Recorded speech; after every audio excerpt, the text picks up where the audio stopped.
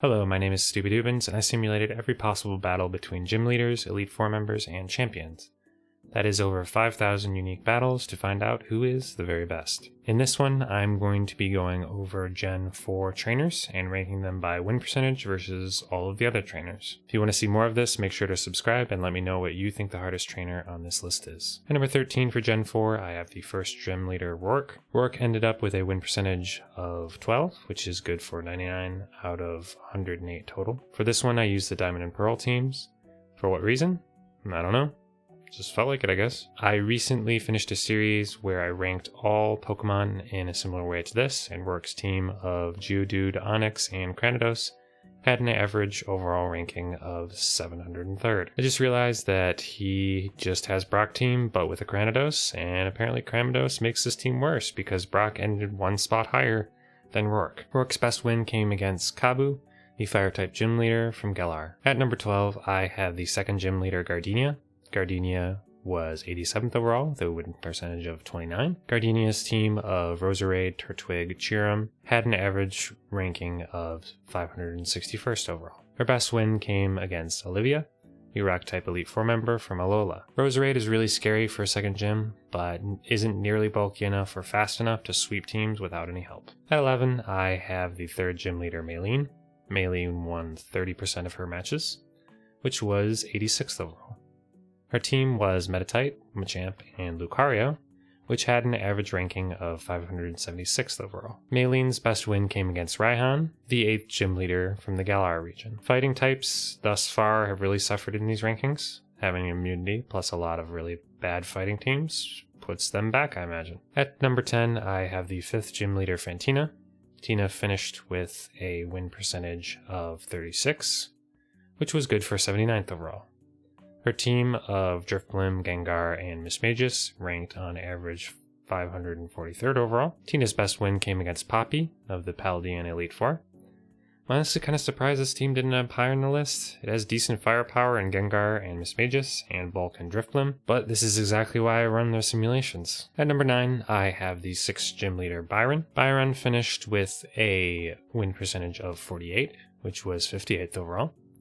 Byron's team of Bronzor, Steelix, and Bastiodon ranked on average 385th overall. His best win came against Leon, the Galarian champion. Now this is one I definitely would have underrated.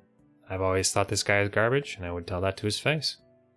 Just set up rocks, punch, punch, punch, and you're done. But his team's crazy bulky, has decent type coverage in ground, psychic, and rock. At number 8, I have the 7th gym leader, Candace. Candace finished with a win percentage of 55, which was 42nd overall. Candace's team of Snover, Sneasel, Medicham, and Abomasnow had an overall ranking of 366. Her best win came against Drake, the Dragon-type Elite Four member of Hoenn. For as bad as Ice is as a type, this team has a lot to like, because as a fighting type, that has the benefit of not being an Ice type. Also, I think this is pretty late in the game to still be having non-evolved mons. Sneasel really should be a Weavile, and Snover should be something else. At number 7, I have the 8th gym leader, Volkner. Volkner ended with a 58 win percentage, which was 39th overall. His team of Raichu, Ambipom, Octillery, and Luxray had an average ranking of 334th. Volkner's best win came against Blue, the champion of Kanto. This is a really well-rounded team. You've got Octillery for ground types that typically destroy mono electrics, which is good. I'm of two minds when it comes to gym leaders not using mons that are their type. I think we should call this a Flynn effect, by the way. I'll get to him later. On one hand, it makes the fights much more interesting and makes it much more difficult. You can't just click the same button over and over and over again. And on the other hand, it's cheating, so don't know. Speaking of Flint, at number 6, I have Flint of the Elite Four. Flint's team came in 32nd overall with a win percentage of 64. Flint's team of Rapidash, Infernape, Steelix, Drifblim, and my favorite fire-type Lopunny had an average ranking of 329th overall. His best win came against Poppy of the Paldean Elite Four. Flint has a lot of good coverage, which is good, but all of his coverage does nothing to combat water and ground types that typically beat fire types. So it's really just coverage without a purpose. At number 5, I have Elite Four member Bertha. Bertha finished 26th overall with a win percentage of 66.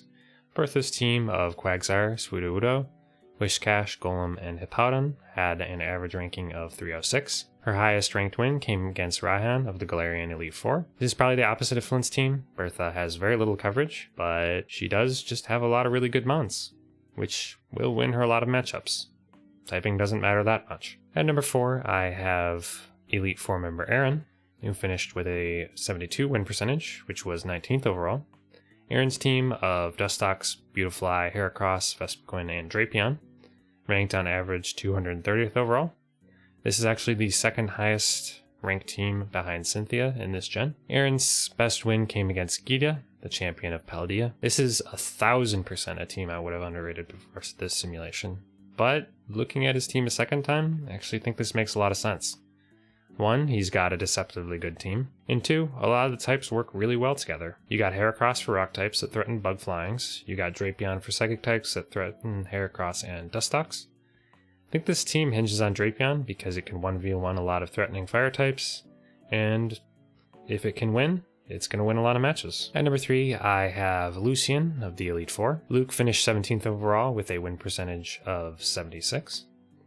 Luke's team of Mr. Mime, Girafarig, Medicham, Alexam, Bronzong had an average ranking of 245th overall. His best win came against Champion Cynthia, which is a heck of a win. I know I keep saying this, but this Elite Four has some really well-designed teams. You've got Mr. Mime and Medicham for dark types, and you got Girafarig from ghost types. You're not going to lose a lot of matchups with those options. Thus far, this list has been pretty much what you would expect, with each subsequent gym leader ranking one higher than the last. It's actually the first gen to do this. Usually the gyms are mixed up, which makes for a more interesting list. At number 2, I have the 4th gym leader Crasher Wake. Wake finished 13th overall with a 79 win percentage. His team of Gyarados, Quagsire, and Floatzel had an average ranking of 304, which puts him at the power level of an Elite Four member. His best win came against Lucian of this Elite Four. Just another really well-designed team. Gyarados for grass types, Quag for electrics. Game Freak clearly put a lot of thought into team design this generation, rather than just slapping pre-evolved forms on a team and calling it a day. At number 1, we always knew what this was going to be. We have Cynthia. Cynthia ended in the top 10, and I'll shave exactly where for a future video. Cynthia's team of Spiritomb, Gastrodon, Roserade, Milotic, Lucario, and Garchomp had an average ranking of 176 overall, which makes her the 3rd highest ranked team behind Lance of Gen 2 and Leon of Gen 8. Speaking of Leon, Cynthia's best win came against Leon, the champion of Galar. This is the greatest design team of all time, in a generation of really well-designed teams. Offensively, this team hits every type super effectively, except flying, bug, and fighting, which it just hits for normal effectiveness.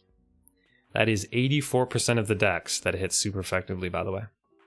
This is unrelated, but she's also got the best themed music, and I don't think you could name a trainer more associated with their signature mon than Cynthia and Garchomp. I have more to say, but I'll save it for the overall top 10 video. So, that's my list. I'm going to continue with these series. Make sure to subscribe if you want to see the rest of the videos. Thank you, and goodbye.